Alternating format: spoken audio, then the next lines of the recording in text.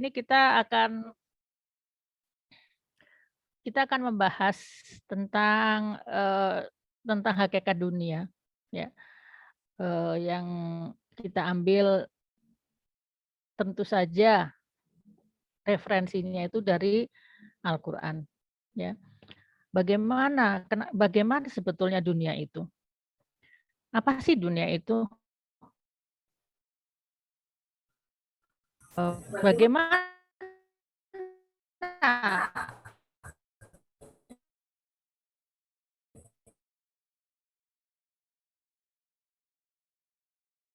dunia? Kenapa penting dari mempelajari Al-Qur'an itu adalah bagaimana kita melihat segala sesuatunya, baik dunia maupun akhirat, sesuai dengan kacamata Allah Subhanahu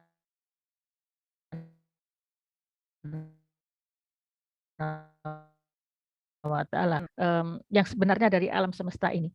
Apa yang benar daripada Allah dan apa yang paling benar dari perbuatan-perbuatannya. Nah, itu kita tidak ada sumber lain yang valid kecuali Al-Qur'an, ya. Karena Al-Qur'an itu yang menceritakan tentang diri Allah sendiri.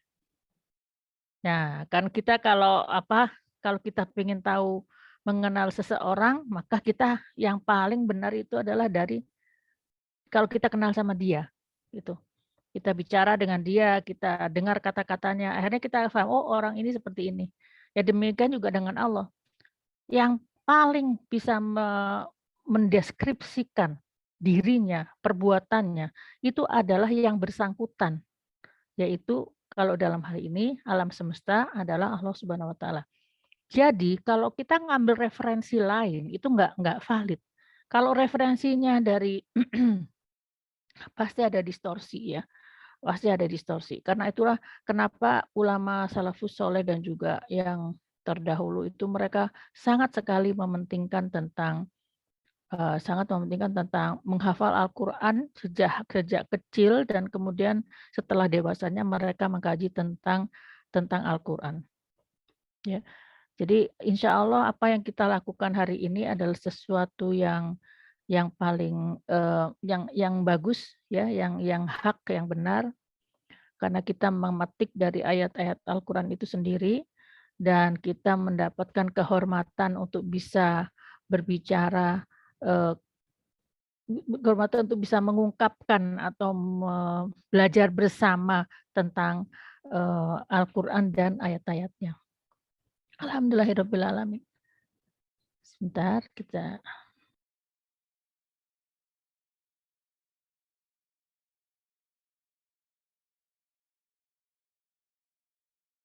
Kolam renangnya di belakang, terus ada ayunan gitu, prosotan.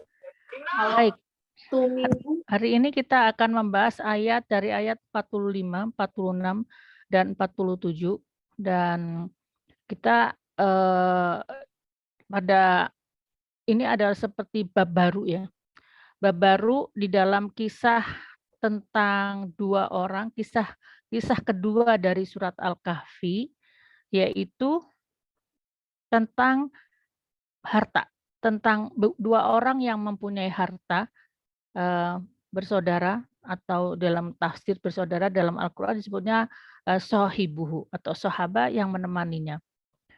Cerita tentang bagaimana 2 orang ini menggunakan harta dengan cara yang berbeda, ya. Dan intinya sebetulnya adalah bahwa sesuatu yang bisa diilahkan ya, selain Allah Subhanahu wa Ta'ala itu adalah harta.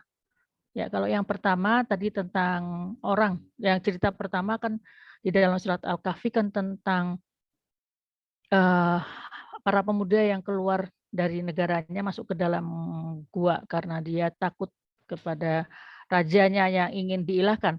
Nah, kalau yang cerita kedua ini tentang harta. Jadi bagaimana harta itu bisa secara kadang-kadang manusia tidak sadar, tapi harta itu bisa menjadi ilah atau sesembahan buat manusia. Karena itulah kemudian Allah menurunkan ayat-ayat ini agar kita tuh ingat gitu, apa sih yang kita lakukan dengan harta kita, apa yang ada di dalam pikiran kita tentang harta.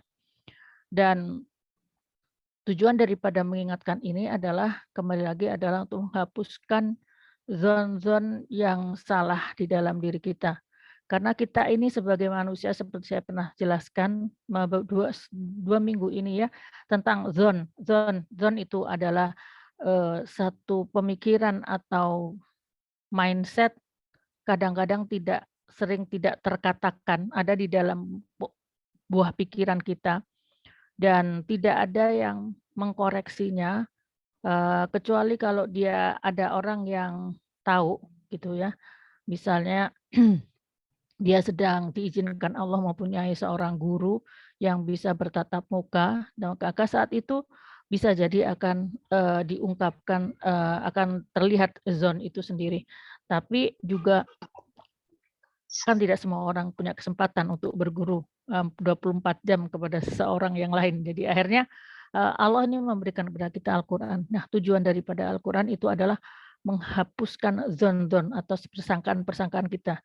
Kenapa? Karena kita ini sebagai manusia, kita ini ketika kecil, kita mendapat banyak atau dewasa berjalannya waktu, kita mempunyai banyak masukan-masukan ke dalam, pemikiran-pemikiran kita, sehingga akhirnya beberapa pemikiran itu mengendap dan menjadi sangkaan atau zon. Kadang-kadang manusia juga tidak menyadari zon yang dia punya. Dia pikir dia oke-oke saja, akan tetapi ketika, ketika dia melakukan sesuatu, kenapa ada yang salah dalam hidupnya? Kenapa ada yang salah nih, ada yang salah, tapi nggak ngerti apa salahnya. Mungkin pernah ya beberapa teman, yang merasakan seperti itu. Kenapa hidup saya seperti ini? Kenapa, kemarin ada pertanyaan juga, kenapa kok, saya kayaknya kayak sial terus gitu ya, atau saya kok bermasalah terus, ada apa gitu. Nah, itu sebetulnya adalah buah daripada pikiran-pikiran kita, zon-zon kita yang tidak dibersihkan oleh Al-Quran dan menganggap bahwa apa yang kita pikirkan itu benar, ya. Jadi karena itulah, di sini kita sampai episode tentang tadi kan, ya sebelumnya tentang harta ya dari ayat 44, ke atas itu tentang harta, maka sekarang Allah memberikan lebih luas lagi pandangannya itu tentang dunia. Dunia, karena harta itu adalah sebagian dari dunia. Baik silakan kepada siapa yang bertugas hari itu untuk, share screen, bisa di-share, apa yang akan kita pelajari hari ini. Baik, kita mulai dengan basmalah. Bismillahirrahmanirrahim. Ayat 45 dikatakan di sini, wa a'udzubillahi minasyaitonirrajim. Bismillahirrahmanirrahim. Wadrib lahum mathalal hayatid dunya kama'in anzalnahu minas sama. Dan wadrib lahum dan kami buat perumpamaan, kepada manusia tentang al-hayat di dunya. Dan al-hayat di dunya itu seperti apa yang disebutkan di dalam, barisan setelahnya. Dia itu seperti kama in anzalnahu minas sama fahtalata bihi nabatul ard fa asbaha hashiman tadruhur riyah. Nah, inilah dunia. Yaitu dunia itu adalah seperti air hujan, alma'in anzalnahu minas sama, seperti hujan yang Allah turunkan dari langit dan kemudian fahtalata bihi nabatul ard, dan kemudian air dari langit yang sama itu menyuburkan berbagai macam tanaman yang berbeda-beda, yang beribu-ribu, mungkin bahkan berjuta-juta tanaman ya yang ada di muka bumi. Kemudian fa'asbaha hasyiman tadruhur riyah. Dan kemudian keesok fa'asbah, setelahnya tuh kemudian dia menjadi hasyiman, menjadi, kering ya, tadruhur riyah, dan dia, terbang di bawah angin. Wa kanallahu ala kulli syai'in muqtadira. Dan sesungguhnya keadaan Allah itu atas segala sesuatu itu maha kuasa. Jadi ibarat permisalan ini, Di dalam Al-Quran disebutkan wadrib. Saya ingin mengulangi lagi tentang kata doroba, asal kata dari wadrib dan wadrib sering ya. Doroballahu matalan, atau wadrib lahum matalan, doroballahu ya, sering kita dengar itu buat yang sering baca Quran. Maka kata doroba itu artinya sebetulnya adalah memukul. Memukul, menghentak itu adalah arti kata doroba. Jadi kalau di sini di dalam bahasa Indonesia diterjemahkannya di sini adalah buatlah untuk mereka ya. Doroba silahkan Teh masuk ke slide selanjutnya. Mmm, Berikan gitu loh. Karena dia diterjemahkan sesuai dengan konteks kalimat, ya. Tetapi asal kata dari bahasa Arab sendiri itu doroba itu artinya memukul. Jadi doroba fil ard itu doroba fil ard itu artinya memukul bumi. Apa artinya memukul bumi? Jalan, jalan kaki. Berjalan di muka bumi itu doroba fil ard. Jadi berjalan dengan dia menghentak-hentak kakinya, ya. Kemudian, di sini kenapa diberi nama doroba? Karena sesungguhnya Allah ingin memukul. Allah ingin memukul, ingin menghentak tentang pemikiran kita terkait dengan hayatad dunya. Jadi Allah ingin, "Hey, ini loh dunia," gitu, maksudnya gitu, ya. Atau kalau temen tuh kadang ketemu, apa kabar?" Gitu kan, datang, kamu gimana kabar?" Kamu jangan gitu dong," gitu, "Pok," gitu, kayak gitu ya. Ya kan suka kayak sama-sama sama teman tuh suka pok gitu kan, eee, akrab gitulah. Nah ini kata di sini dengan kata doroba di sini artinya Allah itu ingin menghentak, ingin memukul, ingin menghentak pemikiran kita, ya. Kenapa nggak disebut dengan kata yang lain ya, ini karena maksudnya Allah tuh pengen, gitu loh, "Hei, bangun. Ya ini loh ini loh, ini apa kamu kamu perhatikan nih ya, tentang apa yang disebut dengan hayatad dunya." Dan Allah di sini memberikan permisalan, eee, ada yang bertanya, "Kenapa sih Mbak, ke Allah tuh sering permisalan-permisalan?" Betul nggak? Di dalam ayat-ayat, Al-Quran banyak disebut dengan, permisalan sedekah seperti ini, permisalan, kehidupan dunia seperti ini, permisalan dari orang yang kufur kepada Allah seperti ini, kan gitu ya. Sering memakai kata permisalan, ya. Kenapa pakai kata permisalan? Karena misal itu kan kalau dosen menuliskan, teori ya, teorinya begini gitu kan, ari si mahasiswa teh ngahuleung we naon ieu teh gitunya, maka kemudian kata dosen, "Nih, misalnya." Nah, kalau udah misalnya, biasanya orang jadi lebih paham gitu, karena misal itu, sesuai dengan pengetahuan dari si pendengar gitu ya. Ya, jadi, di sini karena itulah Allah sering berkata masalah karena sebetulnya hakikat daripada dunia, hakikat dari ilmu Allah itu sangat luas gitu loh. Dan otak kita yang hanya 350, tapi yang untuk berpikir 150, yang 150 gram untuk berpikir itu tidak tidak mampu untuk mengolah, semua ilmu Allah, nggak mampu, ya.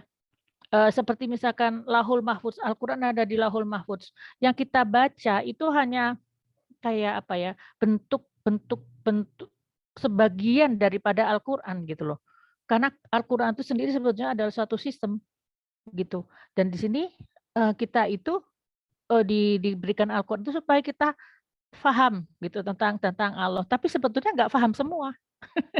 Kita tuh nggak pernah bisa paham semua, apa yang terjadi di alam semesta ini karena hanya Allah yang alimul ghaibi wasyahadah, hanya Allah yang mengetahui apa-apa yang gaib dan juga apa-apa yang nyata gitu. Kalau manusia gaib nggak tahu ya, yang nyata sebagian karena terbatas oleh ruang dan waktu, betul? Coba misalnya nih ya, mmm, kalau kita terbatas oleh ruang misalnya.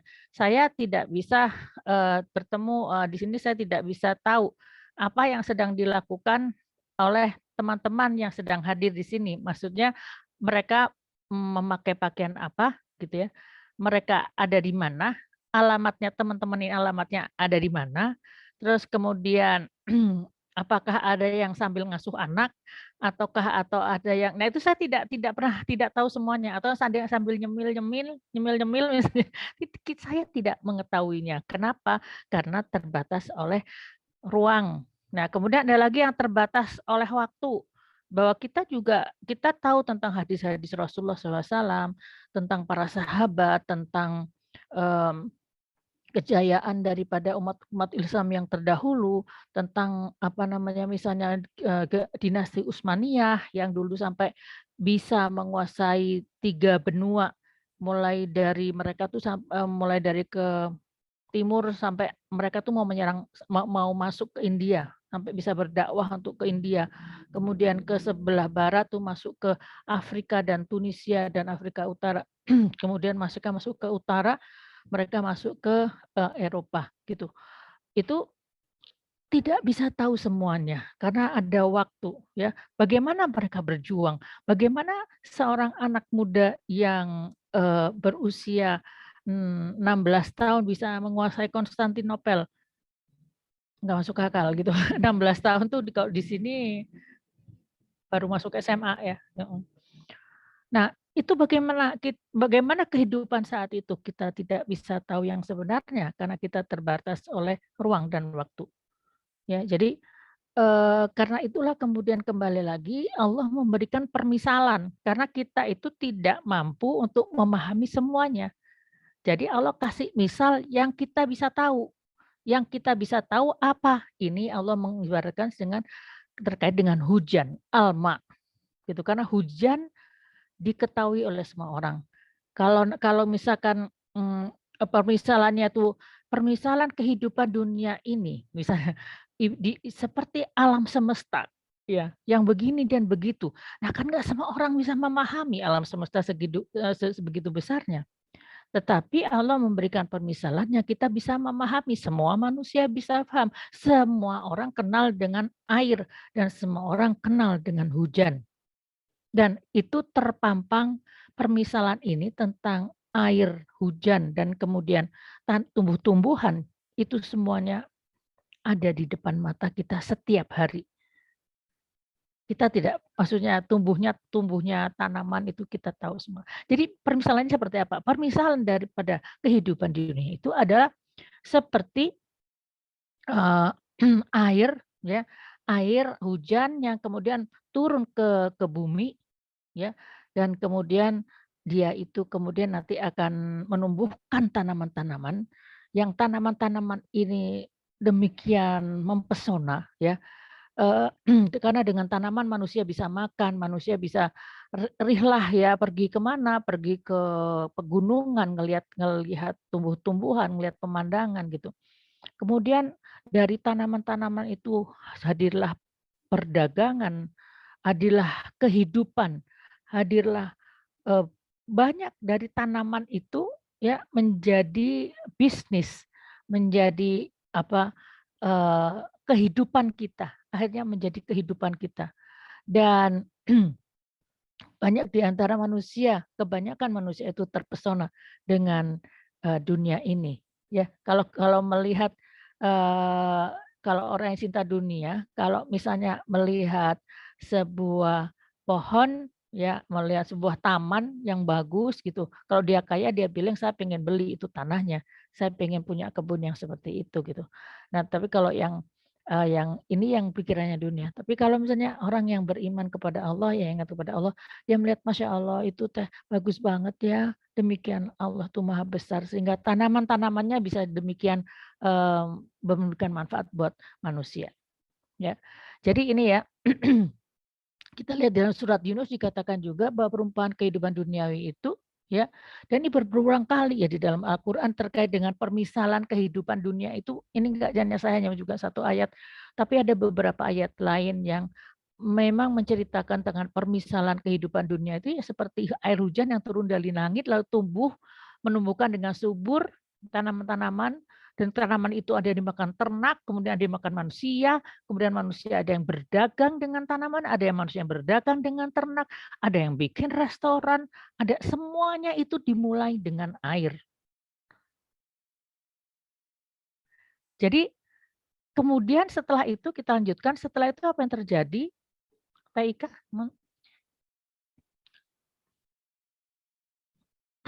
Fakhtalata bihi nabatul ard. Kemudian biji-bijian itu ditanam menjadi di dalam tanah kan subur dan tumbuh dengan pesat, berbunga, bercahaya, hijau segar. Begitu kata kata Ibnu Katsir ya. Jadi tanaman-tanamannya ada yang ditanam. Di sini dibilang Ibnu Katsir ditanam. Tapi kalau Masya Allah demikian berkahnya, bahkan tidak ditanam pun bisa hidup gitu. Kalau di Indonesia seperti itu. Seperti contoh di rumah saya tuh saya pernah menanam selada, daun selada, seladanya sudah dipanen, sudah masuk perut, tapi ada anak-anaknya yang tumbuh, eee, ke sekeliling rumah saya, sehingga ketika sudah habis selada yang ditanam, maka tumbuh lagi selada-selada yang lain, sampai sebegitunya, berkahnya gitu ya, ciptaan-ciptaan Allah ini. Jadi ada yang tumbuh dengan sendirinya. Kita lihat tanaman liar atau apa, kadang cabe, ada yang jatuh ke tanah kemudian jadi pohon cabe, ya. Jadi ini semua tanaman ini yang menjadikan menjadi bumi ini, eee, ramai dengan kehidupan, faasbaha hasyiman tadruhu riyah. Dan setelah itu ya, kata ini ashaba ini, sobaha, kata sobaha itu artinya subuh ya, di sini dipakai kata faasbaha karena sebetulnya cepat kejadiannya tuh besok. Besok subuh gitu ya. Jadi dunia ini dengan kata faasbaha, maka dunia ini sebenarnya pendek sekali. Faasbaha hasyiman, maka dunia itu akan menjadi kering, tadaruhu riyah, dan kemudian, tanaman-tanaman itu akan hilang dan mati, layu, dan kemudian sebagian ada yang diterbangkan oleh angin. Gitu. Biji-bijinya terbangkan oleh angin. Ibaratnya kalau di sini disebutkan, tanah itu akan menjadi kering kerontang ya, dan kemudian tidak ada jejak dari kehidupan ini sama sekali. Jadi artinya, dunia ini menjadi tidak berharga pada saat meninggal ketika tanaman kering atau dunia sudah runtuh di hadapan kita. Dunia runtuh di hadapan kita itu kapan? Ketika Ketika kiamat tentu saja, tapi juga ketika manusia mati. Ketika manusia mati, maka dunia itu runtuh, mimpinya itu hilang, ya. Eee, kalau manusia mati, itu dia hilang semuanya. Seperti kalau di film saya mengibaratkan kalau di film-film tuh kayak gitu loh. Kemudian sirna, ya, nggak ada apa-apa lagi. Nah itulah dunia, dan kita akan ada di dalam kubur di alam yang selanjutnya. Dan saat itu dunia itu tidak berharga lagi. Waktu ibu mertua saya meninggal beberapa bulan yang lalu, beliau meninggal mendadak ya, jam 10 pagi kesakitan, jam 12 malam, sebelum jam 12 malam beliau sudah berpulang. Cepat sekali dan tidak ada yang menyangka karena keluhannya hanya sakit perut, ya. Ya, kemudian semoga Allah mengampuni beliau dan menempatkan dia yang terbaik di sisi Allah. Amin.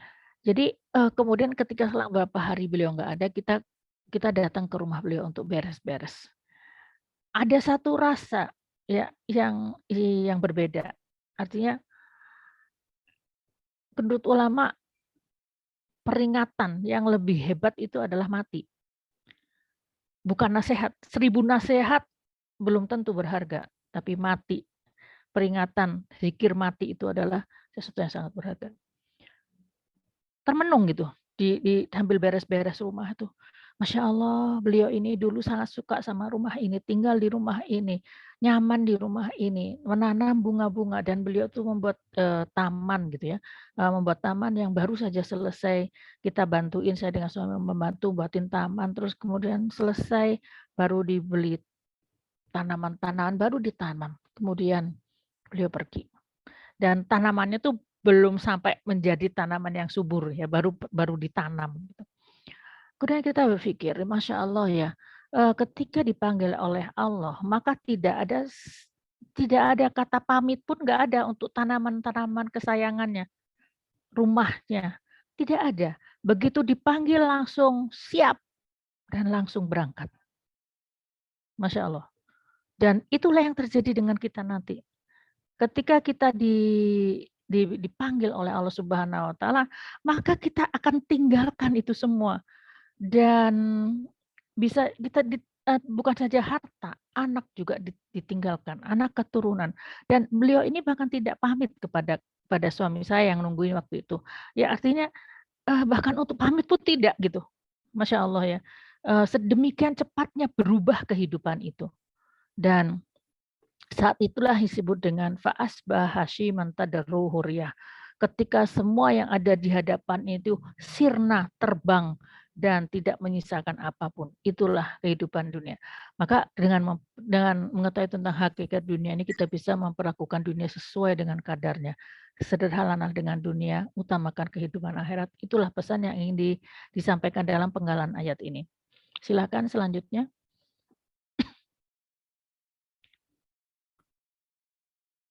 Nah, ini ada beberapa ayat yang semisal tentang dunia ya.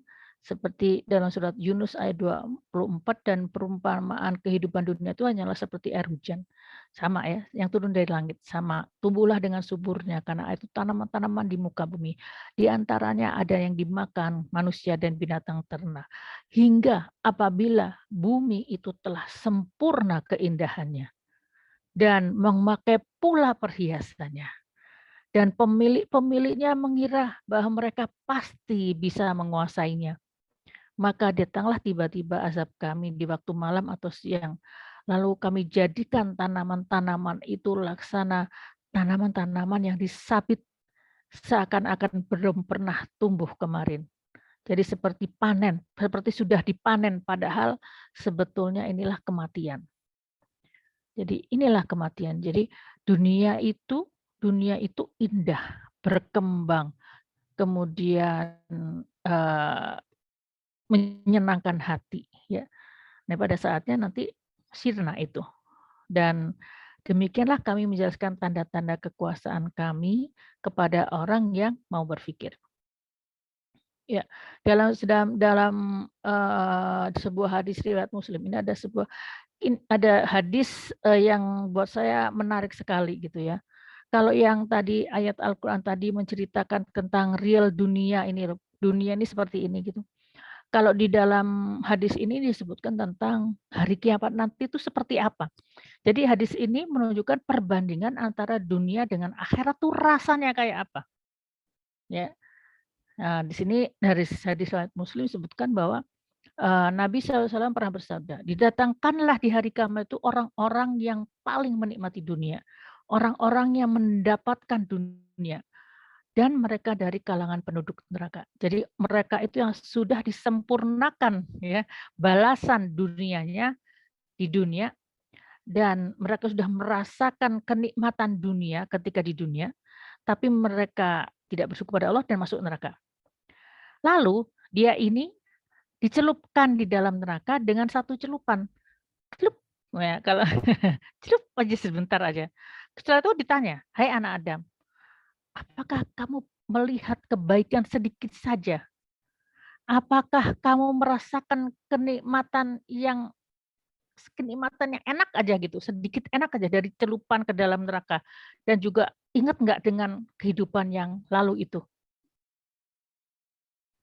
Artinya gini, kehidupan yang lalunya kan enak ya, kalau orang biasanya kita masih ingat lah gitu keenakan-keenakan saat di dunia, saat kita dari dunia ini menghadapi yang sebelumnya kan kita, oh masih ingat ya senangnya makan di restoran itu, atau pergi ke mana, atau masih ingat. Tapi kemudian ketika dicelupkan ke dalam neraka sebentar, dia merasakan, tidak demi Allah wahai Rabbku. Dia tidak merasakan sedikit pun kenikmatan karena tidak ada artinya dengan secelup daripada masuk ke dalam neraka itu. Tidak ada artinya dibandingkan ketakutan yang ada di dalam neraka itu. Tidak tidak ada kenikmatan, semua kehapus semua melihat panasnya api neraka. Ya. Ada ada seseorang dulu ada yang pernah mati gitu ya, mati suri dan dia tuh merasakan, masuk neraka, maksudnya masuk lubang neraka, dia nggak masuk neraka ya masuk neraka tapi nggak dapat siksa gitu. Maksudnya dia, pertama dia mati itu dia merasakan indahnya, rasa dicinta oleh Allah. Jadi yang dia rasakan ketika dia mati suri itu sampai dia, bertemu dengan Tuhan ya, dengan Allah itu dia merasakan penuh cinta. Jadi dia merasakan kebahagiaan yang dia tidak pernah rasakan di dunia, dia penuh rasa cinta, penuh kebahagiaan, intinya gitu ya. Tapi ketika dia masuk ke dalam berkunjung ke neraka, masuk ke dalam neraka tapi dia tidak merasakan siksanya, tapi hanya dia melayang di atas neraka, maka saat itu dia berkata bahwa tidak ada sedikit pun rasa cinta itu, rasa bahagia itu di dalam neraka. Jadi neraka itu hanya penuh dengan kengerian. Naudzubillah min dzalik. Baik, itu tadi ceritanya seperti itu ya. Sekarang yang kedua, sekarang lanjutkan pada orang yang kedua, yaitu orang yang masuk surga. Kemudian didatangkan yang tadi kan yang pertama yang masuk neraka, yang sekarang yang masuk surga. Didatangkan orang yang paling merasakan kepedihan ketika di dunia. Ketika di dunia itu dia hidupnya tuh sengsara. Mungkin miskin, mungkin penuh fitnah, mungkin dia dibunuh, mungkin dia, diperlakukan dengan kejam, mungkin dia budak, mungkin yang selalu disiksa ketika dari kecil sampai dewasa tidak pernah merasakan jadi seorang yang bebas, maka hidupnya penuh dengan kesedihan. Akan tetapi ada amal-amalnya yang menjadikan dia mendapatkan kesenangan surga. Kemudian dicelupkan dia pada kesenangan surga. Dicelupin ke surga sebentar aja, ditanyakan kepadanya, "Apakah kamu merasakan kesusahan? Pernah merasakan kesusahan sedikit? Maksudnya ingat nggak dengan apa yang susahnya kamu dulu? Dan apakah kamu merasakan kesulitan yang sekecil apapun?" Maka dia menjawab, "Tidak, demi Allah wahai Rabbku, sedikit pun aku tidak merasakan kesusahan. Tidak ada kesusahan sama sekali di sini." Ya. Jadi inilah bayangan daripada gambaran daripada apa arti dunia gitu. Jadi seenak-enaknya dunia itu kalau tidak untuk diniatkan kepada Allah, maka jatuhnya akan menjadi fata morgana, tidak ingat lagi dengan kenikmatan dunia itu. Tapi seseorang yang dia beriman kepada Allah dan dia susah hidupnya di dunia, maka dia ketika masuk ke dalam surga, meskipun hanya secelup saja, dia sudah lupa dengan semua kesedihan itu. Bahkan dia menjadi qad aflahal mu'minun, orang-orang yang merasa beruntung, yang menang di dalam kehidupannya karena mempunyai akhir kehidupan yang sangat membahagiakan. Alhamdulillah. Baik, selanjutnya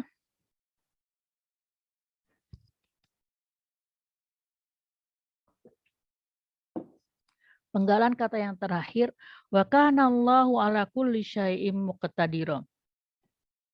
Dan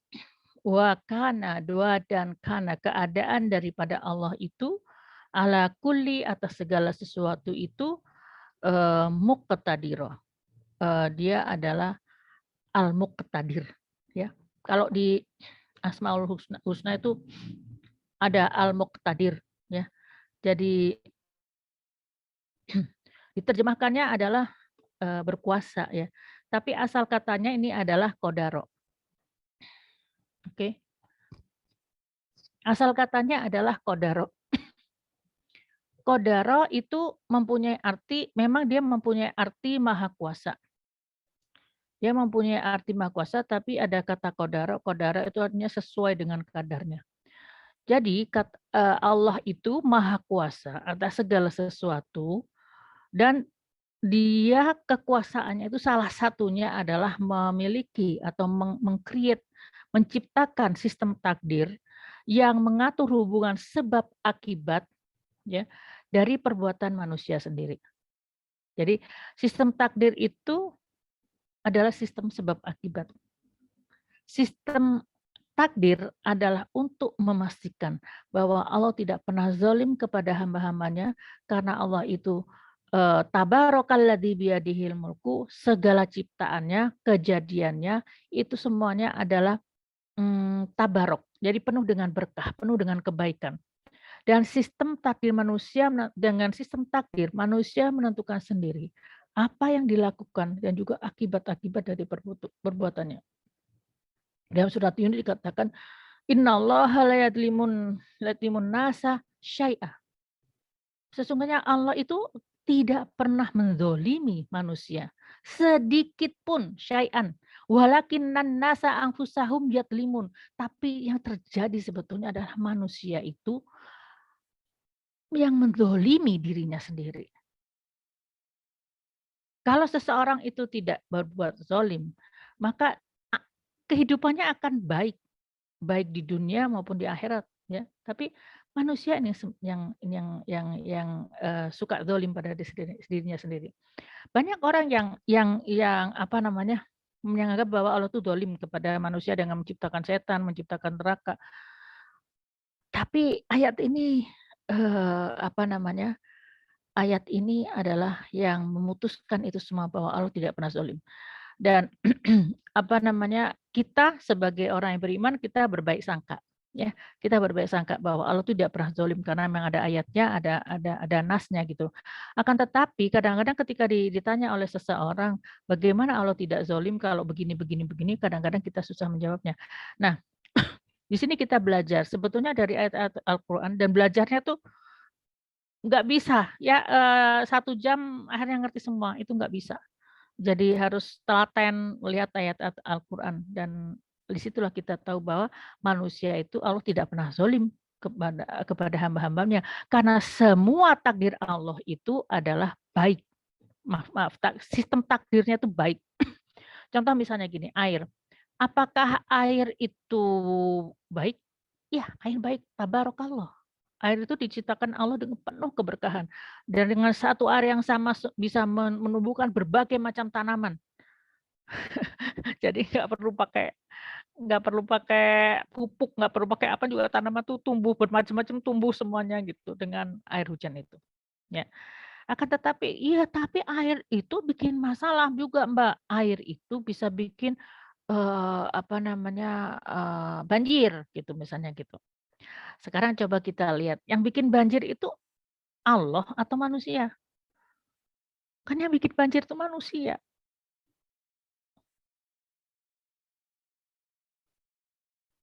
Yang bikin banjir itu manusia. Kenapa? Membuang sampah ya, harusnya buang sampah di tempat sampah, harusnya dipisahin sampah yang organik sama non organik. Sampah yang organik dipakai untuk membuat pupuk lagi, ya, bisa diolah menjadi ekoenzim untuk membersihkan rumah, bisa untuk banyak hal manfaat. Sampah yang yang non organik harus dikelola dengan baik dan juga manusia terlalu banyak nyampah. Harusnya sampahnya nggak banyak-banyak, harusnya nggak banyak-banyak jajan Grab-nya misalnya, karena banyak, apa namanya, banyak banyak plastiknya gitu loh. Dan ini manusia nyampah menjadikan banjir. Kemudian, "Mbak, tapi itu kan ada Mbak yang sampai, air laut itu sampai, apa namanya, masuk ke daratan." Ya itu karena apa? Karena global warming. Siapa yang menjadikan global warming?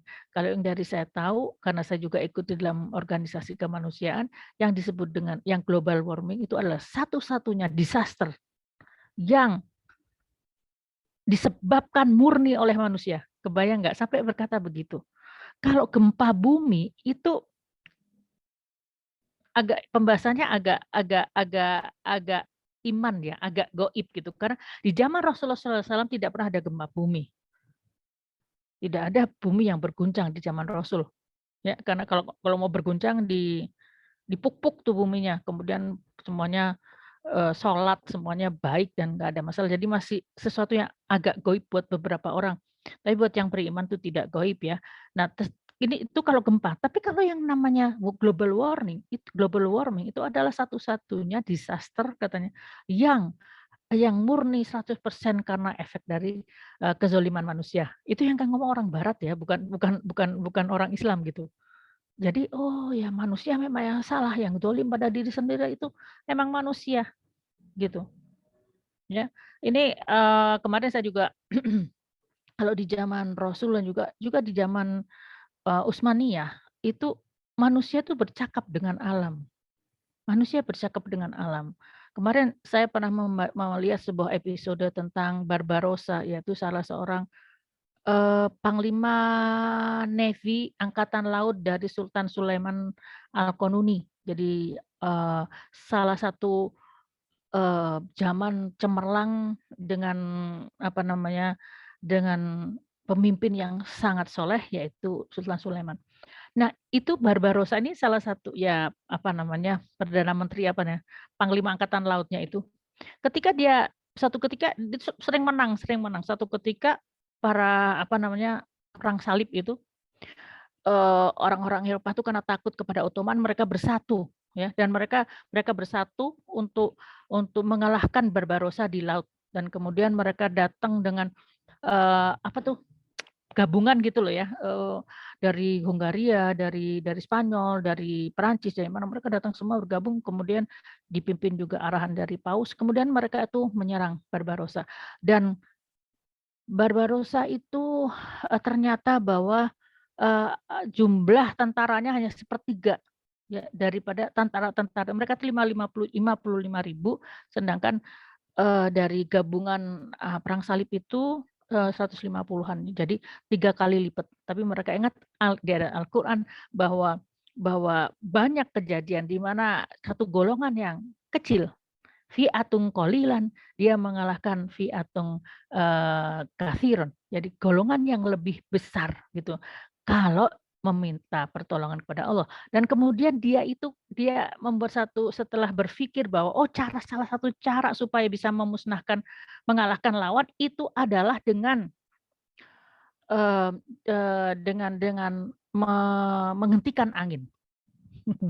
Karena dengan menghentikan angin, mereka kalah banyak ya, si Barbarossa ini kalah banyak. Tapi dia punya jangkauan, bom meriam yang lebih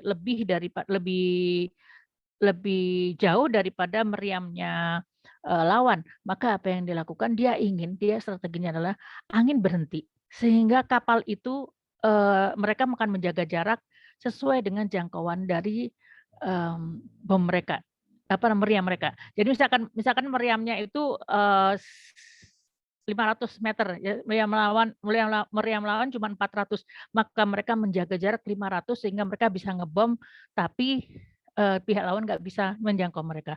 Dan itu hanya bisa dilakukan kalau tanpa ada faktor angin, angin yang nggak ada.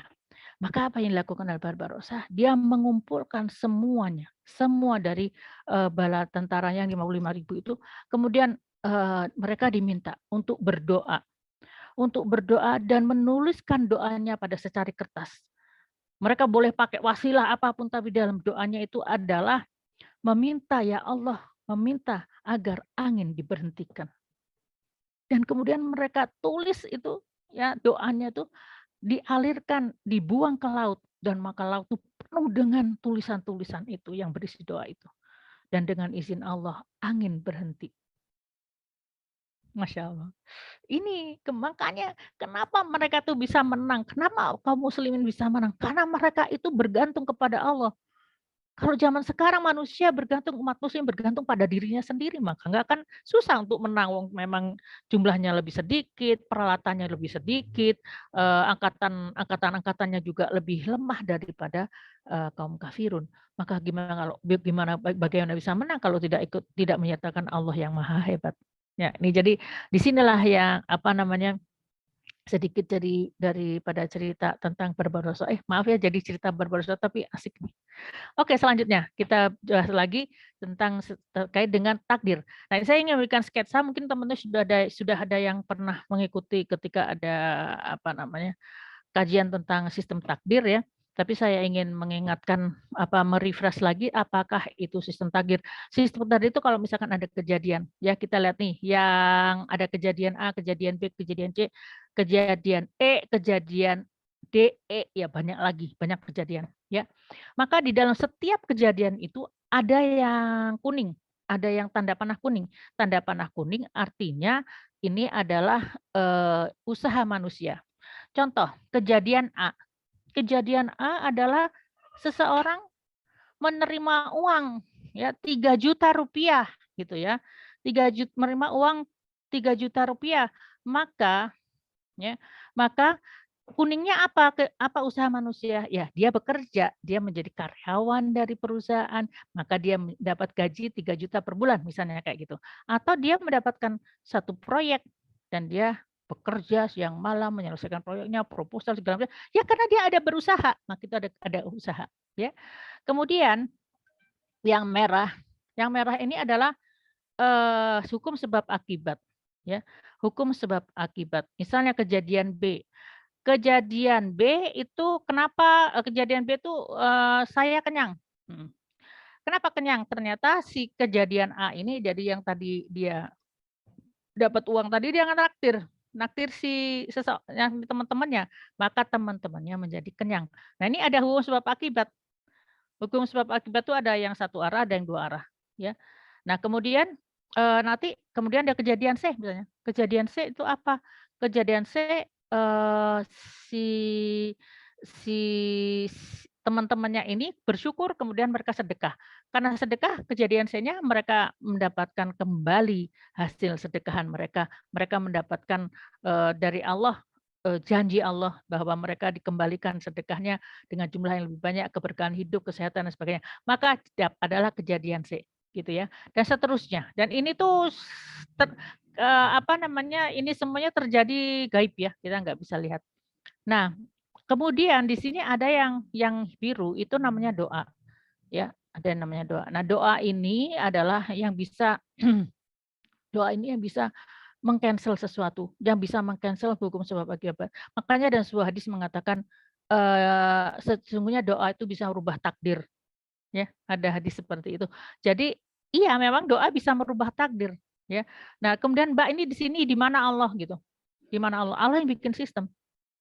Allah itu punya shortcut. Allah juga kalau berkehendak, Allah bisa saja berkehendak untuk, fa idza qada amran fa innama yaqulu lahu kun fayakun. Kalau Allah mau, sesuatu maka Allah tidak berkata kun maka terjadilah. Ya itu tidak di dalam sistem takdir itu sebetulnya Allah tidak ngotak-atik sistem takdir ini. Jadi sistem takdir ini dikontrol oleh manusia itu sendiri. Sedangkan kalau yang tadi yang Allah campur tangan, itu adalah qadanya. Makanya ada 2 hal yang iman kepada qada dan qadar, ya.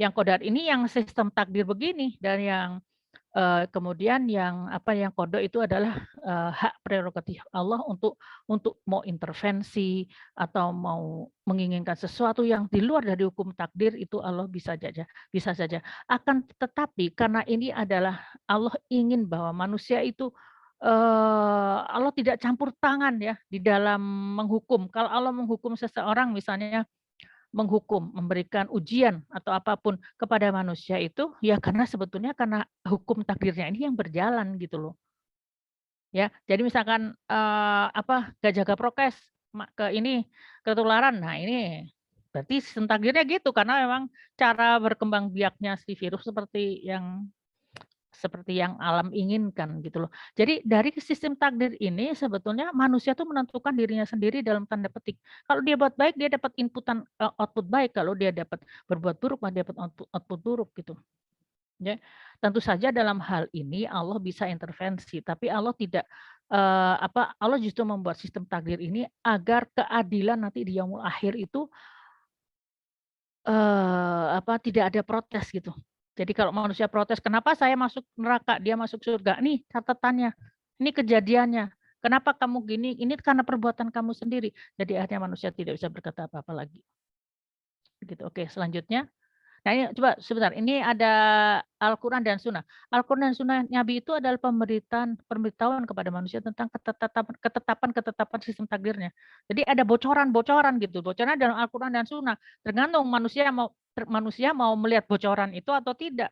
Kalau dia mau nggak melihat bocoran, ya dia nggak ngerti aja. Sebab buat dia semuanya serba susah, semuanya serba serba serba serba rumit, semuanya serba nggak enak buat dia di dunia ini karena dia mungkin nggak tahu bocoran-bocorannya. Tapi kalau kita tahu bocorannya, insya Allah kita bisa memprediksi untuk tidak melakukan hal-hal yang akan mengakibatkan akibat buruk dari perbuatan kita. Oke, selanjutnya.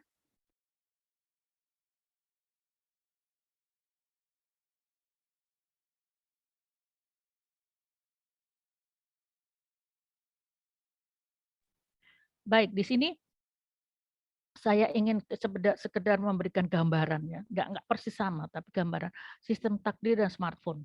Jadi kalau kalau takdir itu saya ibaratkan ya permisalan, permisalan karena kan sistem takdir kita tidak semuanya tahu, rumit gitu, ada yang goib ya, ada yang syahada, ada yang goib. Nah ini ibaratnya seperti smartphone. Jadi kalau, smartphone ini yang buat manusia, ya kan. Kalau sistem takdir yang buat yang pencipta manusia, yaitu Allah Subhanahu wa taala.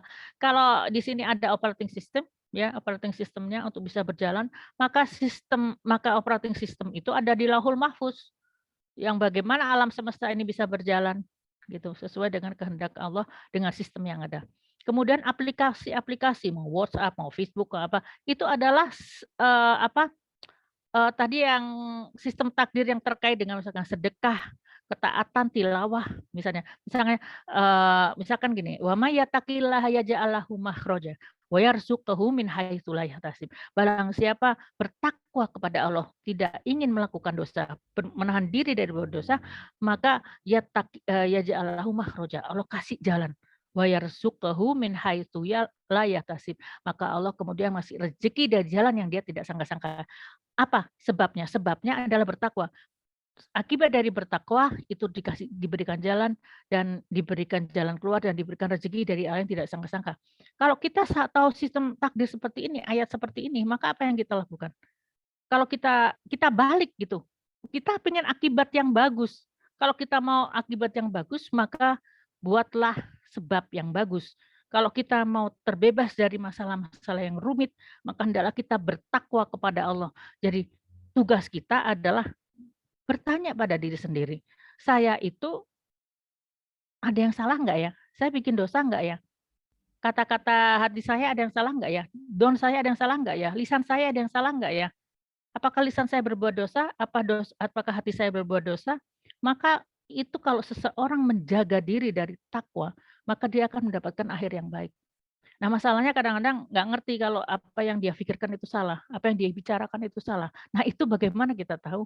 Kita tahunya dari mengikuti, ayat-ayat Allah dan juga, sunnah Rasulullah SAW.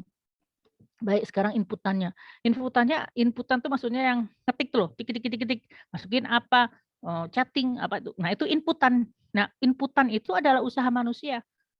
Dan dengan sistem takdir aplikasi yang sudah jelas, sistem takdir yang sudah jelas, maka setiap usaha itu, maka Allah akan kasih ganjarannya. Cuman kadang-kadang kan kita, saya pengennya, apa namanya, saya pengen gaji, 20 juta. Saya udah berusaha, kenapa saya nggak dapat 20 juta? Kan berarti gimana dong? Nah, berarti harus kita lihat kalau sekarang, gajinya 5 juta, berarti usahanya itu memang untuk 5 juta. Kalau misalkan mau dapat 20 juta, maka harus usahanya untuk yang 20 juta. Mbak, tapi ini udah pol-polan Mbak, udah siang malam, udah capek nggak bisa. Harus pakai sistem rezeki yang lain, yaitu mendatangkan rezeki dengan amal soleh, dengan kesolehan. Itu tidak hanya dengan usaha kasab, tapi dengan usaha-usaha kesolehan. Nah, kemudian ada cancel inputan itu adalah doa. Jadi Allah tuh maha baik. Allah kasih kita doa supaya kita itu bisa meng-cancel sesuatu, meng-cancel takdir kita. Jadi misalnya begini nih, mmm,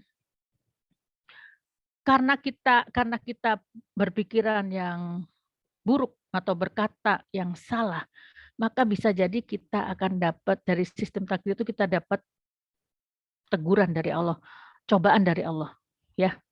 Nah, cobaan itu apa? Contoh misalnya, cobaannya tegurannya adalah kepleset misalnya, kepleset ya, tapi kemudian pagi-pagi dia berdoa, dengan zikir pagi gitu ya, a'udzu bikalimatillahi tammati min syarri ma khalaq, atau innallaha yaduru ma'asmi syai'un fil ardi wala fis sama'i. Jadi, ya Allah Engkau yang tidak ada mudorot selain dari apa yang Kau izinkan, dan pokoknya berdoa ya, zikir pagi itu. Akhirnya karena dia berzikir pagi, doa, maka dia nggak jadi kepleset. Karena apa? Di-cancel sama doa itu. Jadi doa itu menjadi sangat penting buat kita. Dan ini adalah doa, ini hadiah Allah dari kita. Hadiah supaya kita tidak mendapatkan akibat buruk dari kesalahan-kesalahan kita yang mungkin kita sendiri nggak sadar bahwa itu adalah kesalahan. Oke, selanjutnya. Waduh, udah jam berapa nih? Entar lagi ya. Baik, baik, selanjutnya, ini contoh, ada nggak pernah yang bertanya, mengapa orang kafir dunianya berlimpah? Kenapa orang kafir kok kaya-kaya, Mbak? Kenapa kita miskin? Ya, karena Allah ini ada, Al-Quran surat Hud ayat 15. Barang wa may yurid hayatad dunya wa zinataha. Barang siapa yang menghendaki kehidupan dunia dan perhiasannya, maka kami akan berikan kepada mereka balasan pekerjaan mereka di dunia dengan sempurna. Dan mereka di dunia tidak akan dirugikan. Jadi kalau saya kan pernah memang bekerja dengan orang-orang asing, mereka tuh kerjaannya bagus, mereka sistemnya bagus, cara berpikirnya bagus, analisanya bagus, ya wajar lah kalau mereka bisa bikin bikin helikopter sendiri, bisa bikin pesawat ulang-alik, ya karena itu usaha dia, dan Allah berikan sini janjinya, dan kami beri mereka balasan mereka dengan sempurna di dunia. Mereka tidak akan rugi di dunia. Itu buat orang yang kufur kepada hari akhir, ya. Dan barang siapa menghendaki kehidupan dunia, surat Al-Isra ayat 18 sampai 19, maka kami segerakan baginya di dunia itu apa yang kami kehendaki bagi orang yang kami kehendaki, dan kami tentukan baginya neraka jahanam. Jadi bila ada orang yang senang pada dunia, kata Allah, Allah terbaik, senang sama dunia, kata Allah, ya udahlah kasih aja lah, nggak apa-apa, kasih aja dunia, dan kami berikan eee eee, untuk orang yang kami kehendaki, dan kami, eee, berikan jenisnya dari apa yang kami kehendaki, tapi setelah itu ya baginya neraka jahanam, gitu, ya. Tapi kalau mereka wa may yurid al hayatal akhirah, dan barang siapa yang mendaki kehidupan dunia, akhirat, dan mereka berusaha wajahadu, dan mereka berusaha dengan sungguh-sungguh, dengan berjihad, sedang dia adalah orang mukmin, maka mereka itu adalah orang-orang yang usahanya akan dibalas dengan kebaikan. Nah, gitu ya. Jadi ini menjawab kan, jadi, kenapa orang kafir? Nah, ternyata di Al-Quran ada, dan memang mereka diberikan oleh Allah karena usahanya mereka cukup untuk mendapatkan kesempurnaan, dan mereka juga diberikan Allah bonus karena mereka memang tidak ingin akhirat. Jadi ya udahlah, kasihan, kasih aja dunia yang banyak. Toh nanti akhiratnya lus juga, mereka tidak mendapatkan akhirat gitu. Baik, silakan berbagi, atau bertanya, yang terkait dengan takdir, dan kita nanti akan bahas, di chat. Saya berapa menit lagi ya? Teh Ika, ayo ngebut. Oke, satu ayat lagi ya. Al-malu wal banuna zinatul hayatid dunya wal baqiyatus sholihatu khairun inda rabbika thawaban wa khairun amala. Dan sesungguhnya al-malu, harta, dan banun, dan anak-anak itu ada keturunan adalah zinatul, perhiasan dari al-hayatad dunya, dan wal baqiyatus sholihatu, dan al-baqiyatus sholihah itu, al-baqiyatus sholihatu adalah lebih baik di sisi Allah, dan juga sawabau sebagai balasan, wa khairon amala. Silahkan klik selanjutnya. Jadi al-baqiyatus sholihah itu ya adalah, al-baqiyah, bako ya, yang kekal, as-sholihah, amal soleh ya. Jadi oleh Allah Allah memberikan pandangan pada kita dua hal. Yang satu dunia, bahwa apa sih perhiasan dunia, itu harta dan anak keturunan. Sedangkan untuk yang akhirat, apa yang akhirat? Adalah amal yang kekal. Amal yang kekal yang akan ini disebutkan inda rabbika thawaban sebagai pahala bagi manusia dan juga khairan amal sebagai harapan buat manusia untuk bisa mendapatkan kebaikan di akhirat nanti. Jadi ini dan balasan dari Allah itu tidak cukup tidak di dunia ya. Jadi kalau misalkan kita bilang, "Saya sedekah nih, saya sedekah 100.000 harusnya kalau minimal saya dapat 1 juta. Kenapa saya nggak dapat balasan 1 juta? Kenapa yang balik ke saya cuman 3 juta, cuma 300.000 ya. Atau misalnya saya bersedekah sepotong kue, harusnya dapat 10 kue. Kenapa yang lainnya mana? Yang 7 kue, 9 kue yang lain. Dan ini semuanya disimpan oleh Allah untuk di akhirat atau juga untuk menggugurkan dosa kita. Jadi bentuknya macam-macam daripada sawaban ya, pahala dari Allah itu di sini tidak dikatakan ajar tapi sawaban. Kalau ajaron itu pahala, tapi di sini sawaban artinya dia menjadi berbuah di akhirat nanti ya. Baik, sekarang mana yang perlu didahulukan? Apakah yang kekal, yaitu al-baqiyatus sholihah, atau sesuatu yang hilang tertiup angin seperti dalam ayat yang tadi, tadaruhur ya, yang hilang tertiup angin. Silakan mau berbagi chatting ya. Jadi, tapi di dalam hadis disebutkan juga tentang al-baqiyatus sholihah. Apakah al-baqiyatus sholihah menurut Allah, menurut hadis disebutkan di sini dalam hadis Al-Malik, yang disebut dengan al-baqiyatus sholihah itu adalah kalimat subhanallah walhamdulillahi wala ilaha illallahu wallahu akbar wala haula wala quwata illa billah. Itu adalah kalimat-kalimat al-baqiyatus sholihah, ya. Jadi ayo kita, ucapkan bersama-sama tapi mic-nya jangan dibuka karena nanti, jadi interferensi ya. Kita ucapkan 3 kali kalimat al-baqiyatus sholihah yaitu subhanallah walhamdulillah wala ilaha illallah wallahu akbar wala haula wala quwata illa billah. 2 kali lagi, subhanallah walhamdulillah wala ilaha illallah wallahu akbar wala haula wala quwata illa billah. Sekali lagi, subhanallah walhamdulillah wala ilaha illallah wallahu akbar wala haula wala quwata illa billah. Ini adalah yang disebut dengan al-baqiyatus sholihah untuk,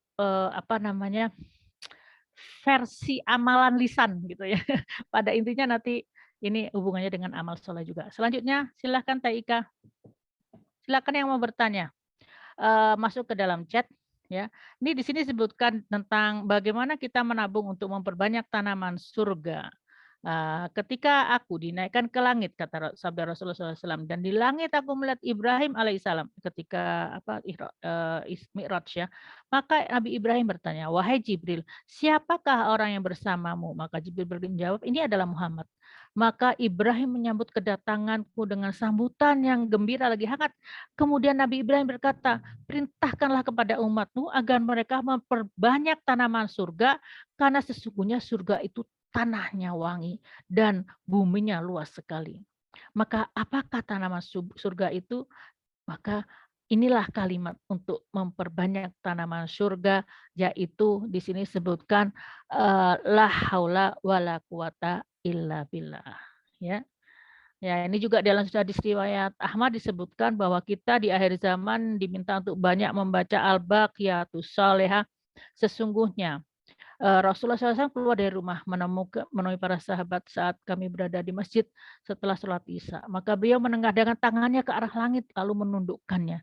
Sehingga kami menduga bahwa telah terjadi sesuatu di langit. Maka kemudian beliau bersabda, "Ingatlah sesungguhnya kelak sesudahku akan ada para pemimpin yang gemar berdusta dan mereka sangat dolim. Maka barang siapa yang percaya pada kedustaan mereka dan memihak mereka dalam kezalimannya, maka dia bukan termasuk golonganku. Dan aku bukan termasuk golongan mereka. Dan barang siapa mempercayai kedustaan serta membantu kezaliman, maka dia adalah termasuk golonganku dan aku termasuk golongannya." Ingat sesungguhnya kalimat ini subhanallah walhamdulillah wala ilaha illallah wallahu akbar adalah amalan-amalan yang al-baqiyatus sholihah. Ya. Selanjutnya Taika dikit lagi. Hari ini mungkin kita hanya bahas 2 ayat ya. Jadi, ya ini tentang bahwa, ini adalah ayat Al-Qur'an yang lain terkait dengan harta dan keturunan ya. Surat Ali Imran, ada surat At-Taghabun ya. Ya ayyuhalladzina amanu inna min azwajikum wa auladikum, eee, fitnah aduwwul lakum fahdharhum. Maka wa in ta'fu tasfahu wa taghfiru fa innallaha ghafurur rahim. Maka ampunilah mereka, maka Allah sesungguhnya zat yang Maha Pengampun lagi Maha Penyayang. Innama amwalukum wa auladukum fitnah. Sesungguhnya harta kamu dan keturunan kamu itu adalah fitnah bagimu, ujian bagimu. Dan wallahu indahu ajrun azim. Sesungguhnya di sisi Allah ada ajar pahala yang sangat besar. Silakan klik lagi. Nah, ini kesimpulan ayat 45 dan 46 adalah manusia itu hanya sebentar saja hidup di dunia ini, manusia adalah musafir dan dia, harusnya menyadari itu dan dia harusnya sebanyak-banyaknya membuat, amalan untuk membangun rumahnya di kampung halaman yang sejati yang kekal abadi yaitu surga.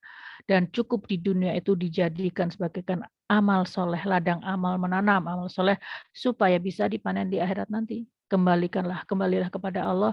Sibukkan diri dengan beribadah kepadanya adalah lebih baik daripada menyibukkan diri dengan hal-hal yang duniawi, menghimpun dunia, menghitung-hitungnya, dan merasa khawatir yang berlebihan terhadap apa yang disebutkan. Kalimat ini ada di dalam tafsir Ibnu Katsir, bukan kalimat saya ya. Jadi gini, jadi inilah saya ada pertanyaan sedikit sebelum mengakhiri, bagaimana caranya agar kegiatan di dunia bisa menjadi ladang amal dan berbuah di akhirat nanti? Silakan berbagi di kolom chat. Oke, mungkin ini dulu yang kita bisa bahas, untuk hari ini. Insya Allah kita masuk ke kolom chat dan akan dibantu oleh Ibu moderator. Baik, terima kasih Bunda atas pemaparan materi hari ini. Masya Allah, Allahu Akbar ya. Kita diingatkan yang terakhir itu tadi ada Baqiyatus Sholihah, ringan tapi Masya Allah gitu kan, berat. Mangga teteh-teteh yang mau bertanya atau menanggapi perihal materi hari ini, silakan.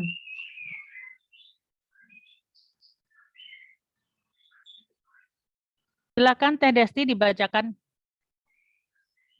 Belum ada pertanyaan, Bun. Di sini baru ada tanggapan mengenai. Itu ada Teh Tini yang membaca, ada yang Teh Tini yang menulis ya, tidak semuanya pertanyaan, ya boleh informasi, boleh apa saja. Silakan. Ini untuk informasi ada open donasi untuk pengajian kita ini. Bisa teteh-teteh kirimkan donasinya melalui rekening Teh Siti Kusdiarti, Bank BJB dengan nomor rekening yang ada di kolom chat. Kemudian untuk teteh-teteh mangga diajak teman-temannya, saudaranya atau kelompok yang lainnya gitu di grup-grup WA itu diajak untuk kajian kita karena alhamdulillah untuk kapasitas Zoom ini sampai 300. Maka sayang kalau misalkan kita tidak manfaatkan dengan baik gitu. Insya Allah jadi berkah gitu kalau kita mengajak teman-teman yang lain. Jadi jalan kebaikan juga untuk orang lain. Lalu ini ada Teh Popi ya, hatur nuhun pisan Gurunda, paparan sore ini sangat menyentuh kalbuku dan bikin melting. Masya Allah. Subhanallah, walhamdulillah, wala ilaha illallah, wallahu akbar, wala haula wala quwata illa billah. Al-Baqiyatus Sholihah. Ya, terima kasih Teh Popon sudah dituliskan bermanfaat buat dirinya sendiri dan buat teman yang lain. Ini adalah kalimat Al-Baqiyatus Sholihahnya. Di sini ditambahkan Aliyil Azim, ya. Ya.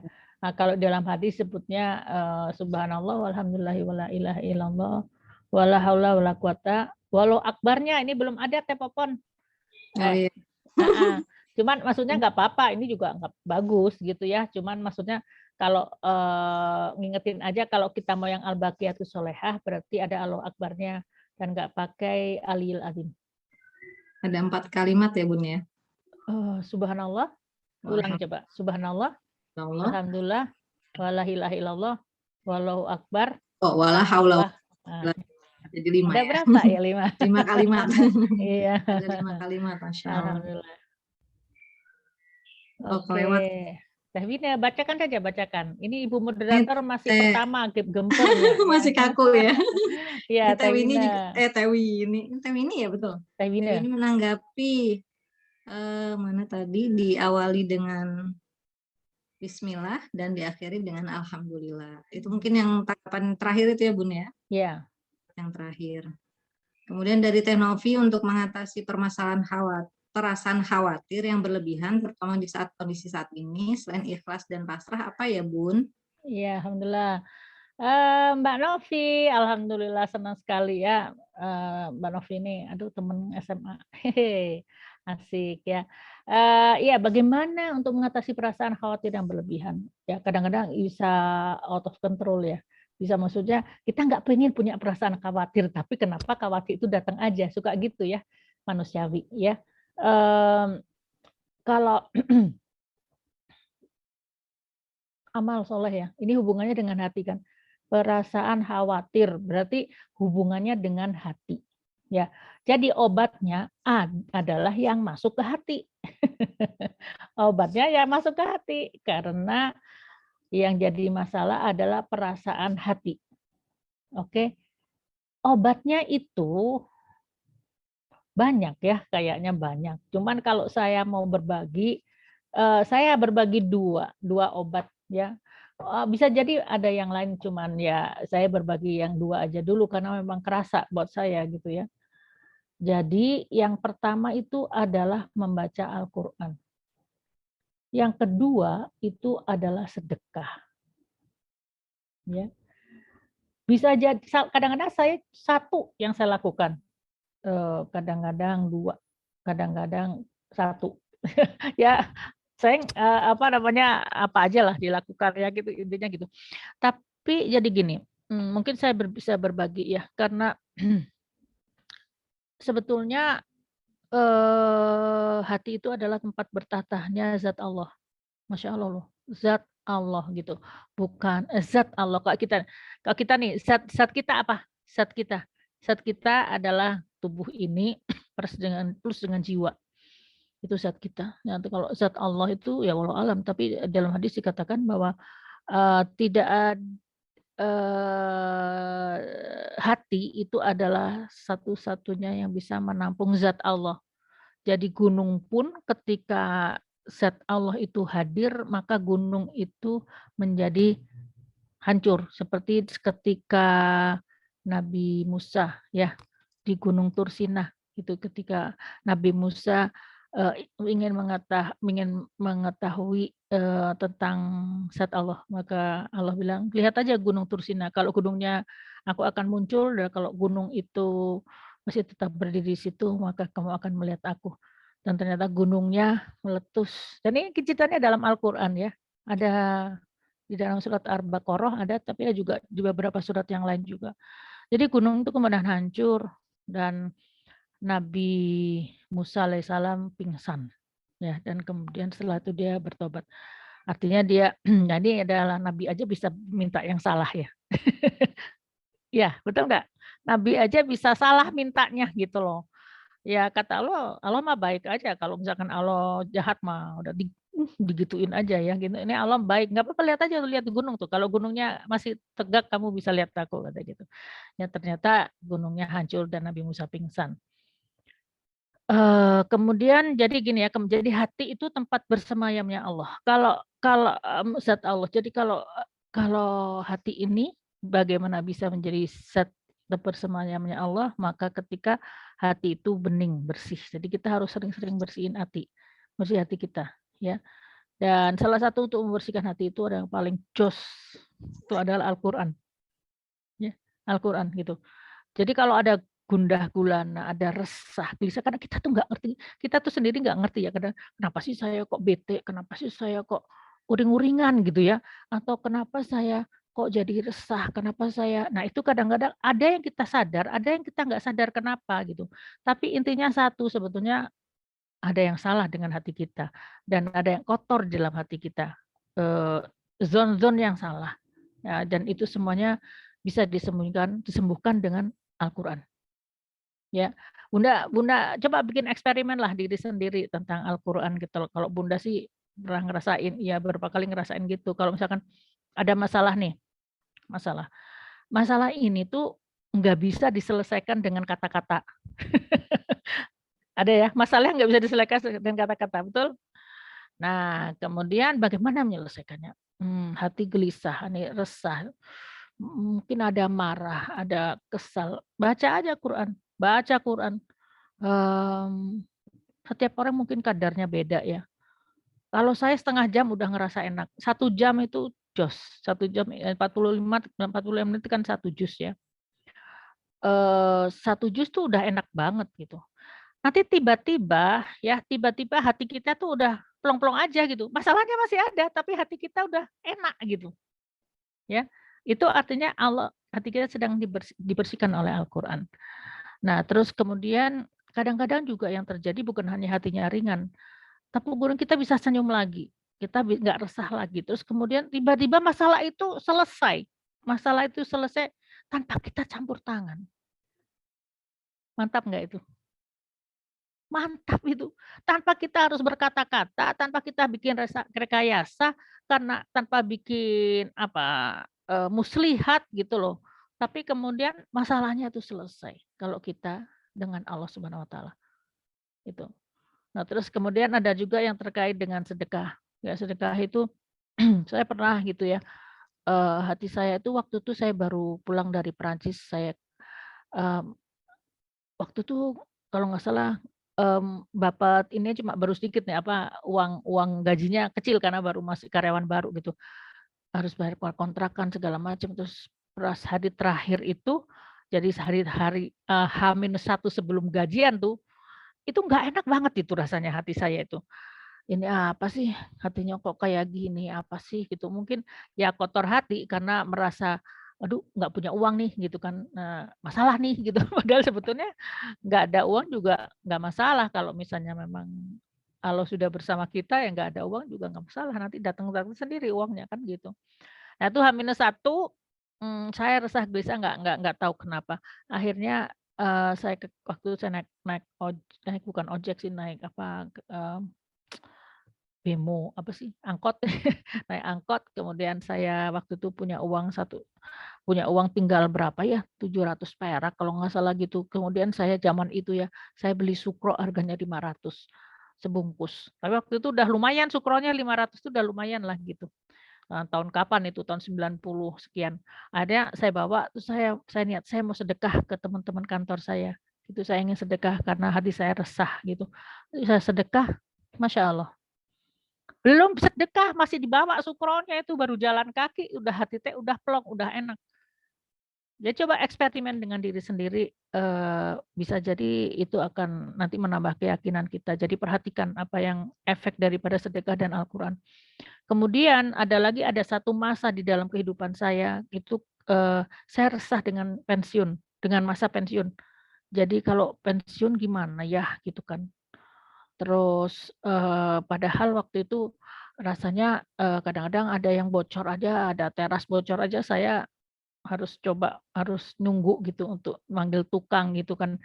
Jadi, nanti kalau pensiun gimana gitu kan. Tapi kemudian setelah mempraktekkan sedekah gitu ya, se se se sebanyak mungkin aja sedekah gitu, tiap hari kalau bisa tiap tiap hari sedekah. Kemudian, sedekahnya dari kecil sampai agak besar gitu, buat buat saya gitu. Tapi akhirnya saya melihat efek dari sedekah itu bahwa ketika bersedekah tidak selang lama diganti oleh Allah. Sedekah diganti oleh Allah, sedekah diganti oleh Allah. Sehingga saya berpikir, wah saya ketemu kuncinya. Kalau misalnya kita butuh uang sedekah aja gitu. Pasti nanti nanti dapat lagi rezeki lain ya gitu. Dan ternyata memang betul seperti itu. Nah itulah yang menjadikan akhirnya menghadapi masa pensiun juga tenang-tenang saja. Dan ternyata ketika saya pensiun kan sejak tahun lalu ya, 2020. Nah itu ketika masa pensiun 1,5 tahun ini adalah masa-masa termanis dalam hidup saya, masa-masa terindah dalam hidup saya. masa-masa saya bisa banyak membaca Quran, rezeki tetap mengalir, bisa berbagi dengan teman-teman, bisa menjalani apa ya, saya merasa bisa, bersedekah, bisa tidak harus tergantung waktu jam 7, jam 8 sampai dengan jam 5 tuh ke kantor kayak gitulah.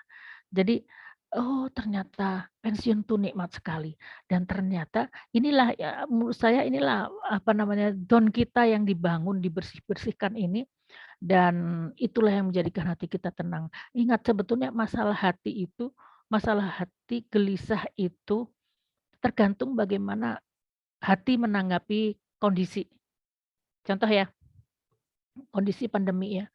Kondisi pandemi ini ada orang yang stres, tapi ada juga orang yang malah merasa happy-happy aja gitu. Ya prokes aja, di rumah aja, atau ya berusaha untuk yang bisa membuat dirinya happy.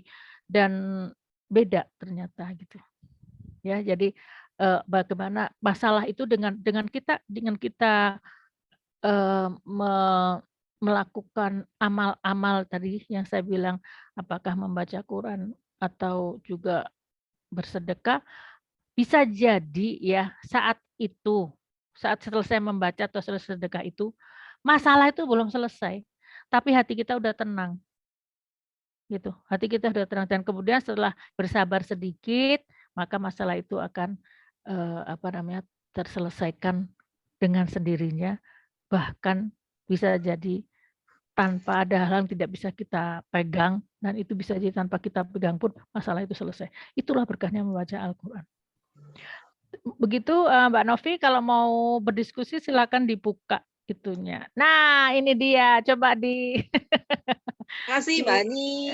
Sekalian ya, sekali ada satu lagi ya, nggak apa-apa ya. boleh coba Pertanyaan. coba di-pin. Nah ini dia Bu Novi kita tersayang. Ya gimana? Enggak. Masalah baca Al-Quran ya. Ya, Ini selama ini saya kalau emang melarinya ke baca Al-Quran sih. Cuman ada beberapa masukan kalau baca Al-Quran itu plus kita harus tahu artinya. Padahal saya selama ini kalau hati gelisah itu kan langsung baca Quran aja, pokoknya baca yang mushaf aja nggak ada artinya, itu gimana Mbak Ani? Lebih baik yang ada artinya atau yang mushaf aja gitu? Ini Al-Quran itu nggak ngerti artinya juga sudah menjalankan fungsinya sebagai pembersih itu. Al-Quran itu tidak dia tetap mempunyai fungsi pembersih dan itu hitung-hitungannya bukan hitung-hitungan akal ya. Kita baca aja, ikhlas, senang. Insya Allah itu akan banyak manfaat. Cuman memang agak berbeda kalau misalkan seseorang itu memang sudah memahami bahasa Arab. Kalau membaca ada yang suka dengan terjemah gitu ya. Dulu tapi waktu saya belum canggih ya belum begitu ini bahasa Arabnya juga kalau baca Quran nggak ngerti juga nggak apa-apa kok, enak-enak aja gitu dan kadang-kadang tuh, karena susah gelisah nggak enak tapi kemudian nangis gitu ya, kadang-kadang juga, masalahnya selesai padahal saya ada ayat-ayat yang saya juga nggak ngerti gitu. Cuman kalau yang sekarang karena alhamdulillah sudah baca bahasa Arabnya lumayan gitu ya, jadi kalau enak banget saya anjurin buat teman-teman yang di sini semua, belajarlah bahasa Arab ya. Maaf saya tidak punya waktu untuk mengajarkan pada teman-teman karena banyak sudah mengajarkan di luar sana. Dulu saya ngajarin bahasa Arab di kantor saya 15 tahun, ya. Jadi, ketika kita mengerti bahasa Arab, waduh enak banget itu.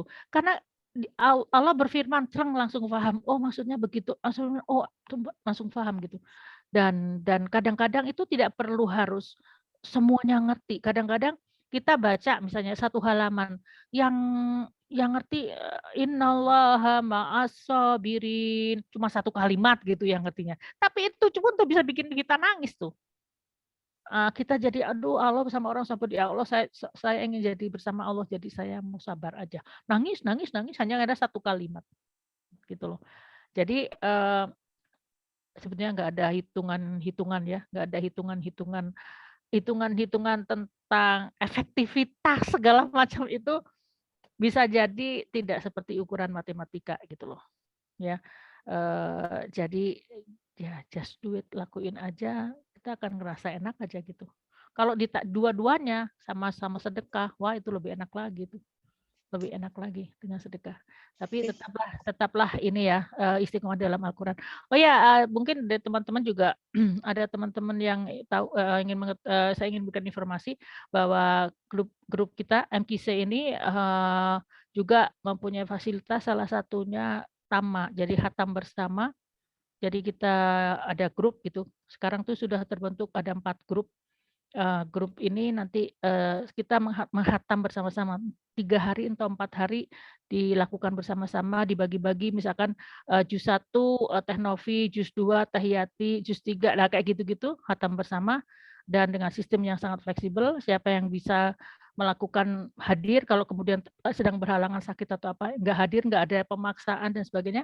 Dan insya Allah ini menjadi memaintain kita untuk tetap bisa berinteraksi dengan Al-Quran. Bila ada yang berminat, silakan kontak saja kepada Teh Tini ya, atau nanti tulis nomor WA-nya di sini, insya Allah kita gabung. Itu Teh Novi, Bu Yati, Teh Yati udah ikut. Dia ada di Tama 2. Di Tama 2. Ya. Ikut. Ayo ikut. Alhamdulillah. Ada grup keluarga juga. Kalau misalnya saya ada di grup keluarga. Jadi kalau misalkan ada yang berminat bersama suami atau anak, terutama suami ya, kalau anak perempuan ya masuk aja ke grup ibu-ibu gitu, ada grup ibu. Kalau saya sendiri ada di grup keluarga bapak-bapak dan ibu-ibu. Oke, begitu Teh Novi. Terima kasih. Terima kasih, Mbak Ani. Ya, sama-sama. Selanjutnya ada lagi? Belum ada nih, Bun. Sekarang sudah jam berapa, Teh Desti? Saya masih ada. Halo, Teteh mau ngucapin terima kasih. Oh, ini Teh Nini. Aku mengenal suaranya. Silahkan di spotlight, Teh Nini. Enggak, itunya ya, ini aja suaranya. Oh, suaranya. Iya, boleh. Suara juga udah cukup menyenangkan. Jelas ya. Ini murid Bahani yang itu ya waktu di Gerlong. Teh Nini. Jangan gitu atuh. Kita temenan ya, kita temenan. Iya, ini barusan yang sangat ini ya, sangat berkesan tuh betul bahwa obat hati itu Al-Quran, the best. Masya Allah. Kan ada zikir, ada baca Quran, dan lain-lain gitu. Ternyata kalau zikir itu lebih ke P3K, pertolongan pertama. Iya, bagus. Kalau sudah lebih tenang, mungkin sebaiknya Quran gitu, karena Quran itu ada lantunannya, ada huruf-hurufnya, ditambah tadi kalau ada makna ya, makna yang walaupun kita terbatas itu seolah-olah kita tuh langsung dapat nasihat dari Allah Subhanahu wa taala gitu ya. Bisa nangis, bisa senyum-senyum. Makanya iya, ini betul. Mendukung sekali ini kajian tafsir oleh Mbak Hani ya. Teruskan. Ternyata ini ada catatannya khusus pelajaran Mbak Hani. Alhamdulillah. Jadi pengalaman yang didapat dari belajar dengan Mbak Hani itu sekarang ada yang baru nih. Itu dulu kalau baca Al-Quran 1 hari 1 juz suka dibagi-bagi tuh. Pada subuh sekian, pada duhur sekian. Ternyata kalau kita difokuskan diawali hari dengan bacaan Al-Quran 1 juz gitu, itu beda. Nanti siangnya, sorenya, malamnya tuh banyak hal yang tak diduga. Emang bener, jadi jangan dinanti-nanti. Atau nanti misalnya ada program menghafal itu nanti setelah tilawah. Karena ada pengalaman orang yang ketika menghafal, jadi tilawah enggak gitu. Mana yang lebih utama, tilawah atau menghafal? Akhirnya ketika tilawah ditinggalkan, menghafal juga enggak lancar. Tapi kalau diawali dengan tilawah 1 juz pagi setelah subuh, jangan bergerak dulu nanti kesananya menghafal lancar, urusan lancar, jodoh insya Allah mudah. Teh ini terus ini sedekah. Nah itu ba'da subuh kan ada doa malaikat yang sedekah di ba'da subuh. Ya dimudahkan bagi yang ini dimintain celaka gitu ya oleh malaikat tuh kalau yang enggak sedekah. Jadi itu tadi yang Mbak Hani sampaikan tuh dua-duanya tilawah pagi 1 juz kalau bisa nih Nah, plus sedekah. Sudah insya Allah kesananya diurus. Terima kasih Mbak Hani. Terima Masya kasih. Allah, alhamdulillah, benar itu benar memang begitu. Jadi kalau misalnya saya juga ngerasa teh kalau misalkan pas pagi itu kelewat gitu ya, memang beda gitu. Pagi kelewat misalnya bacanya cuma sedikit gitu. Dengan pas yang satu juz itu teh enak banget gitu. Apalagi kalau yang apa pernah itu bulan puasa ya. Pagi 3 juz itu tuh rasanya setelah itu dunia terang benderang. Nggak Betul. nggak ada nggak ada masalah. Masalah ada tapi kayak ringan dan Kita sehat. ngelihatnya tuh tidak berat gitu ya Teh ya? Ya, betul, betul. Teh Tini jodoh, Teh Tini insya Allah ya. Amin. Amin. Iya betul. Terima kasih Bani, Iya makasih. betul betul, alhamdulillah. Dan memang ada sebuah hadis yang mengatakan gitu loh, apabila seseorang itu, apa namanya, dia itu bukan hadis ya, ada ulama yang mengatakan, apabila seseorang itu sibuk dengan dunia di pagi harinya, maka dia akan mendapatkan kesibukan yang tidak pernah berhenti. Kesibukan dunia yang tidak berhenti hari itu. Jadi dan itu kan menjadikan dirinya resah gitu. Jadi, apa namanya, memang benar ini, ayo baca Quran. Kalau kalau saya juga pernah ngalami kok, saya juga pernah pas nggak baca Quran tuh hari itu kan, maksudnya pagi itu nggak baca Quran tuh, aduh rasanya hari itu ruwet banget gitu loh, susah gitu loh, ini mentok, itu mentok, nggak enak banget gitu. Jadi memang kita harus berinteraksi dengan Al-Quran terutama pagi hari, karena itu menjadikan pikiran kita celing, rezeki ngumpul, masalah kabur ya, hatinya juga lapang. Ya. Terima kasih Teh Nini untuk sharingnya, senang banget. Sama. Iya. Satu lagi nih ada dari Teh Wina. Silakan Ya, dibacakan Teh Desti. Bunda. Setelah ini kita closing ya. Baik. Bunda pernah dibilang sama teman katanya kalau membaca Al-Quran katanya itu mengepres emosi katanya. Mengepres itu apa ya? Mengepres, menekan, apa? Ngepres, meredam gitu kali, meredam, jadi pendem aja katanya begitu. Kalau saya sih melihatnya malah kabur kayaknya. Iya, emosinya itu jadi hilang. Menurut saya sih bukan memendam. Entah ini kata-katanya Teh Wina boleh mau buka mic juga boleh gitu ya. Apa maksud pertanyaannya mengepres itu ya? Ya kalau saya nggak melihat. Iya apa Win? Maksudnya Win?